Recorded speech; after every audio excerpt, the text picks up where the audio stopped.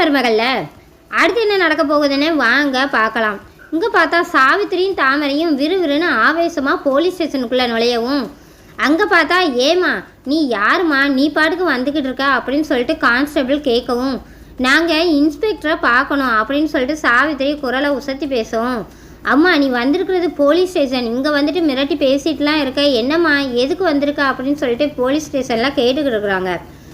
ஐயா நான் ஒரு கம்ப்ளைண்ட் கொடுக்கறதுக்காண்டி வந்திருக்கேன்யா அப்படின்னு சொல்லிட்டு இங்கே சாவித்திரியும் தாமரையும் அழுதுகிட்டே சொல்லவும், அம்மா அம்மா அழுகாமல் முதல்ல என்ன நடந்துச்சுன்னு சொல்லுமா அப்படின்னு சொல்லிட்டு போலீஸ்காரங்க கேட்கவும், இந்த நிற்கிறாளே இவ பேர் தாமரை, என் மகத்தான், இவ அமைச்சர் ராஜாங்கம் இருக்கார்ல அவருடைய தங்கச்சி தான் நான். ராஜாங்கம் மேலேயும் அவர் பிள்ளை சேது மேலேயும் கம்ப்ளைண்ட் கொடுக்கலான்னு இங்கே வந்திருக்கோம் அப்படின்னு சொல்லிட்டு சாவித்திரி சொல்லவும், என்னது அமைச்சர் மேலேயும் அவர் பிள்ளை மேலேயும் கம்ப்ளைண்டா, என்னம்மா சொல்லிக்கிட்டு இருக்கா அப்படின்னு சொல்லிட்டு போலீஸ் ஸ்டேஷனில் கேட்டுக்கிட்டு இருக்கிறாங்க. அமைச்சர் ராஜாங்கம் இருக்கார்ல அவர் பிள்ளை சேது என்ன பண்ணுனான்னு தெரியுமா, என் பிள்ளையை காதலிக்கிறேன் அப்படி இப்படின்னு சொல்லிட்டு என் பிள்ளைக்கு ஆசைலாம் காமிச்சு கடைசியில் பார்த்தா இன்னொருத்தைய கல்யாணம் பண்ணிக்கிட்டான். இன்னொருத்தைய கல்யாணம் பண்ணது மட்டும் இல்லாமல் என் பொண்ணுடைய வாழ்க்கையவே சீரழிச்சிட்டான்.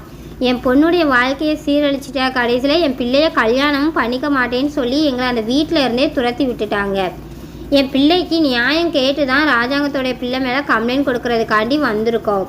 அமைச்சர் பிள்ளைனால என் பிள்ளை தாமரை முழுகாமல் இருக்காயா, இதுக்கு ஒரு நியாயத்தை சொல்லுங்கய்யா அப்படின்னு சொல்லிட்டு தாமரையும் சாவித்திரியும் அழுதுகிட்டே சொல்லவும், இதை கேட்டுட்டு உடனே போலீஸ் ஸ்டேஷனில் இருந்து ராஜாங்கத்துக்கு ஃபோன் பண்ணுறாங்க. சார் இந்த மாதிரி உங்களுடைய தங்கச்சி சாவித்திரின்னு சொல்லி ஒருத்தவங்க இங்கே வந்திருக்குறாங்க, அவங்களோட மக தாமரையும் வந்திருக்குறாங்க, இங்கே வந்து உங்கள் பிள்ளை சேது மேலே கம்ப்ளைண்ட்டும் கொடுத்துருக்காங்க ஐயா அப்படின்னு சொல்லிட்டு போலீஸ் ஸ்டேஷனில் இருந்து சொல்லவும், இதை கேட்டதும் ராஜாங்கத்துக்கு ரொம்ப அதிர்ச்சி ஆகிடுது. சரி நான் போலீஸ் ஸ்டேஷனுக்கு வரேன் அப்படின்னு சொல்லிட்டு இங்கே பார்த்தா ராஜாங்கம் சொல்கிறாரு. இங்கே ராஜாங்கம் பார்த்தா கோவத்தோட சன்னாசிக்கிட்டேயும் வீட்டில் இருக்கிற எல்லாருக்கிட்டையும் கத்திக்கிட்டு இருக்கிறாரு.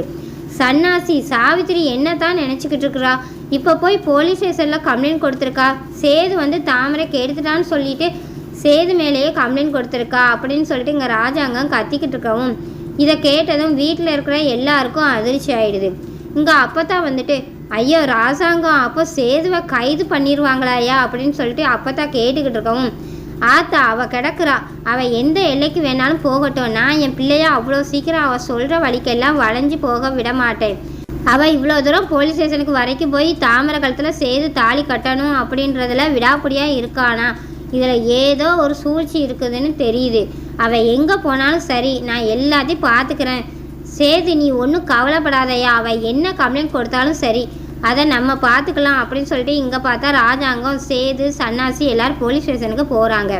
இங்கே வீட்டில் அப்போ தான் சொல்லி அழுதுகிட்டே இருக்கிறாங்க, இவளை என் வயிற்றில் பெத்தேன்னு நினச்சாலே இந்த வயிறு பற்றிக்கிட்டு எரியுது, எங்கே கிடந்து தான் வந்து தொலைஞ்சாலோ இவ அப்படின்னு சொல்லிட்டு அப்போ தான் அழுதுகிட்டு இருக்கிறாங்க. இங்கே போலீஸ் ஸ்டேஷனுக்கு ராஜாங்கம் வரவும் எல்லாரும் ராஜாங்கத்துக்கு மரியாதை வச்சுக்கிட்டு இருக்காங்க.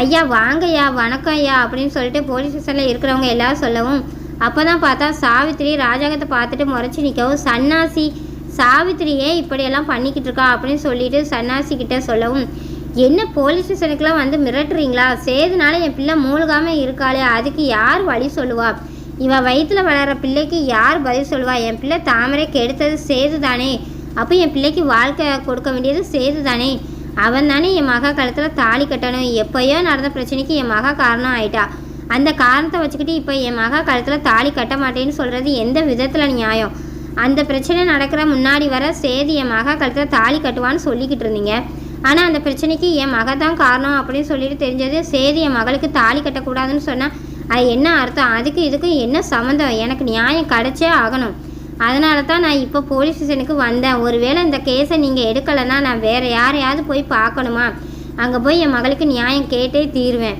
இல்லை சேதுவை தூக்கி ஜெயிலில் வச்சே தீருவேன் அப்படின்னு சொல்லிட்டு சாவித்திரி ராஜாங்கத்துக்கிட்ட சவால் விட்டு பேசிக்கிட்டு இருக்கிறாங்க. இதை கேட்டது இங்கே ராஜாங்கம் சேது சன்னாசி எல்லாத்துக்கும் ரொம்பவே அதிர்ச்சி ஆகிடுது.